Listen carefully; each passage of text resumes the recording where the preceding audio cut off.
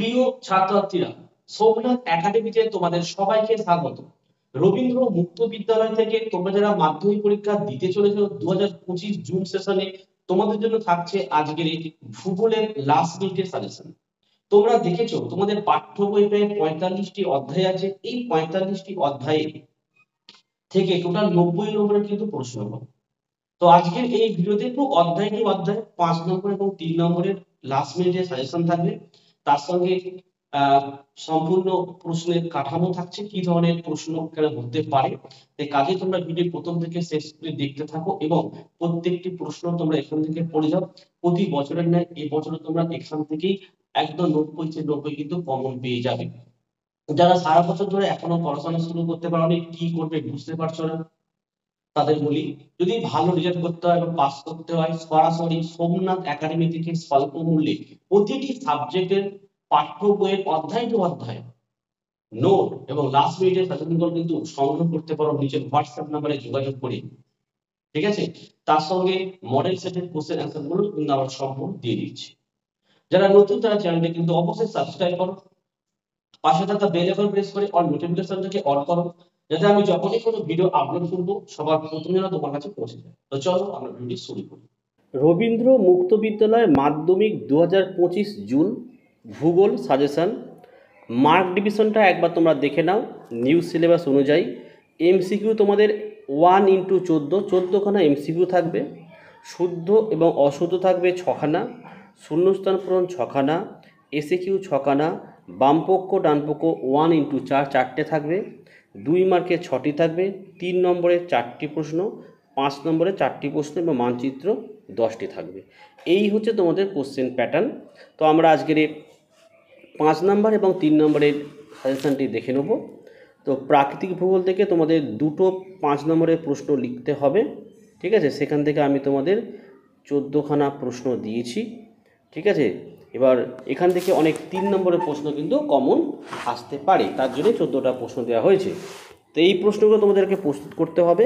1 নম্বরের প্রশ্ন দেখে নাও।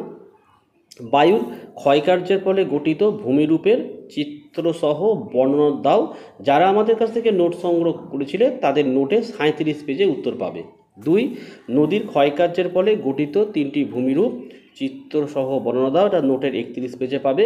3, হিমবাহের সঞ্চয় কার্যের ফলে গঠিত ভূমিরূপের চিত্রসহ বর্ণনা দাও, এটা আমাদের শর্ট নোটের 4 নম্বর পেজে পাবে।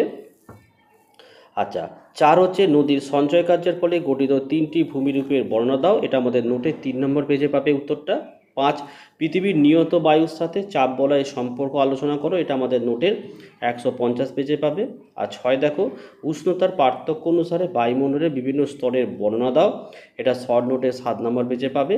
আচ্ছা, 7 হচ্ছে ভরা জোয়ার ও মরা জোয়ার কীভাবে ঘটে চিত্রসহ বর্ণনা করো, এটা আমাদের নোটের 9 নম্বর পেজে এর উত্তর পাবে। আচ্ছা, 8 হচ্ছে দেখো, যান্ত্রিক আবহবিকারের 3টি পদ্ধতি চিত্রসহ বর্ণনা করো, এটাও নোটের 6 পাচ্ছ। 9 দেখো, বায়ুর সঞ্চয় কার্যের ফলে গঠিত 3টি ভূমিরূপের চিত্রসহ বর্ণনা দাও, নোটের 1 নম্বর পেজে পেয়ে যাবে। 10 দেখো, সমুদ্র স্রোত সৃষ্টির কারণ আলোচনা করো, এটা নোটের 7 নম্বর পেজে পাবে। 11 হচ্ছে ভূমিকম্পের কারণ ও প্রভাব আলোচনা করো, নোটের 8 নম্বর পেজ। 12, উৎপত্তি অনুসারে মালভূমির শ্রেণীবিভাগ করে বর্ণনা করো, নোটের 8 নম্বর পেজে। এবং 13 দেখো, চিত্রসহ পৃথিবীর চাপ বলয়গুলির বন্টন বর্ণনা করো, নোটের 8 নম্বর পেজ। 14 দেখো, চিত্রসহ 3 প্রকার বৃষ্টিপাতের বর্ণনা দাও, এটা নোটের 47 পেজে পাবে। প্রতিটি প্রশ্নের মান হচ্ছে 5। ঠিক আছে, সরি এটা কিন্তু একটু মিস্টেক আছে, এটা প্রতিটি প্রশ্ন 3 হবে। ঠিক আছে, দেখো, 1, ঋতু পরিবর্তনের কারণ লেখো। 2, ওজোন স্তর বিন্যাসের কারণ লেখো। 3, ওজোন স্তর বিন্যাসের প্রভাব লেখো। 4, বিশ্বায়নের প্রভাব লেখো। 5, ঘূর্ণবাত ও প্রতি ঘূর্ণবাতের পার্থক্য লেখো, নোটের পেজ দেওয়া রয়েছে। 6 দেখো, নিরক্ষীয় অঞ্চলে পরিচলন বৃষ্টিপাত হয় কেন। 7, শৈবাল সাগর টিকা লেখো। 8, নিউ ফাউন্ডল্যান্ড উপকূলে ঘন কুয়াশা ও ঝড়ঝঞ্ঝা সৃষ্টি হয় কেন। 9, জোয়ার ভাটার প্রভাব লেখো। 10, জোয়ার ভাটার কারণ আলোচনা করো। 11, পৃথিবীর অভিগত গোলকীয় আকৃতির সপক্ষে প্রমাণগুলি ব্যাখ্যা করো। 12, শিলাচক্র কাকে বলে। 13, ভঙ্গির পর্ব সৃষ্টিতে মহিকার তত্ত্ব ও পাত সংস্থান তত্ত্ব আলোচনা করো। 14 ট্রোপোস্ফিয়ারকে ক্ষুদ্রমণ্ডল বলা হয় কেন? 15 দুর্যোগ ও বিপর্যয়ের প্রভাব লেখো। 16 সমুদ্র স্রোত সৃষ্টির কারণ ও প্রভাব আলোচনা করো। চলো আঞ্চলিক ভূগোল থেকে কী পড়বে, এখানেও তোমার 5 নম্বরে 4টি প্রশ্ন থাকবে, 2টি লিখতে হবে। তো এই প্রশ্নগুলো প্রস্তুত করে রাখো।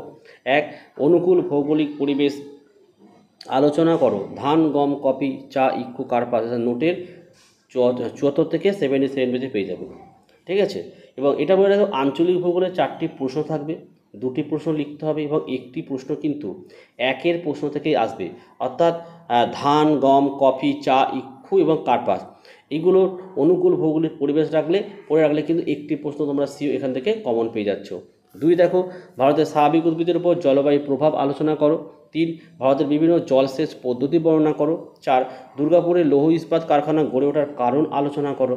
5 হুগলি নদীর উভয় তীরে পাট শিল্প গড়ে ওঠার কারণ আলোচনা করো। 6 বন্দর গঠনের অনুকূল পরিবেশ আলোচনা করো। 7 ভারতের জনসংখ্যা বণ্টনের তারতম্যের কারণ আলোচনা করো। 8 পশ্চিম ভারত পেট্রোরসায়ন শিল্পে উন্নত কেন? 9 জনসংখ্যার ঘনত্বের ভিত্তিতে ভারতকে বিভিন্ন অঞ্চলে ভাগ করে তাদের সংক্ষিপ্ত বিবরণ দাও। 10 পশ্চিমবঙ্গের ভূপ্রকৃতিকে কয় ভাগে ভাগ করা হয় ও কী কী, যে কোনো একটি ভাগের বর্ণনা দাও। 11 দেখো উত্তর ভারত ও দক্ষিণ ভারতের নদীর পার্থক্য লেখা হয়ে গেল। এবার হচ্ছে প্রতিটি প্রশ্নের মান 3 নম্বরের প্রশ্নগুলো একবার দেখে নাও। 1 হচ্ছে করমণ্ডল অঞ্চলে বছরে 2 বার বৃষ্টিপাত হয় কেন? 2 ভারতে কয়লা ও খনিজ তেলের ব্যবহার লেখো। 3 জলবিদ্যুৎ উৎপাদনের অনুকূল ভৌগোলিক পরিবেশ লেখো। 4 ভারতের জনসংখ্যা বৃদ্ধির কারণ লেখো। 5 ভারতের পূর্ব ও পশ্চিম ও উত্তর বাহিনী নদীর উৎস, উপনদী, পতনস্থল ও তীরবর্তী শহরের নাম লেখো। আচ্ছা 6 দেখো ভারতের পাললিক, রেগুর, ল্যাটেরাইট, পটজল মৃত্তিকার বর্ণনা দাও। পাশে কিন্তু পেজ নাম্বার দিয়ে দিয়েছি আমি। আচ্ছা 7 ভারতের জলসেচের প্রয়োজনীয়তা লেখো। 8 সবুজ বিপ্লব, শ্বেত বিপ্লব, হলুদ বিপ্লব ও নীল বিপ্লবের টিকা লেখো। 9 দেখো টিস্কো, বার্নপুর কুলটি, লৌহ ইস্পাত শিল্প গড়ে ওঠার কারণ লেখো। 10 কলকাতা ও মুম্বাই বন্দরের বর্ণনা দাও। 11 বাংলাদেশ ও পাকিস্তানের কৃষিকাজ, খনিজ সম্পদ ও শিল্পের বর্ণনা দাও। 12 পশ্চিমবঙ্গের ধান ও পাট ও চা চাষ সম্পর্কে আলোচনা করো। 13 পশ্চিমবঙ্গের স্বাভাবিক উদ্ভিদকে কয় ভাগে ভাগ করা হয় ও করা হয় কী কী, প্রত্যেকটা ভাগের বর্ণনা দাও। এটা বুকের পেজ লেখা, বুক পেজ অর্থাৎ টেক্সট বুকের পেজ লেখা রয়েছে। আচ্ছা 14 দেখো পূর্ব উপকূল ও পশ্চিম উপকূলের পার্থক্য লেখা, নোটের 61 পেজে। 15 দেখো দুর্গাপুরকে ভারতের রুর বলা হয় কেন? তো এই ছিল তোমাদের সাজেশন।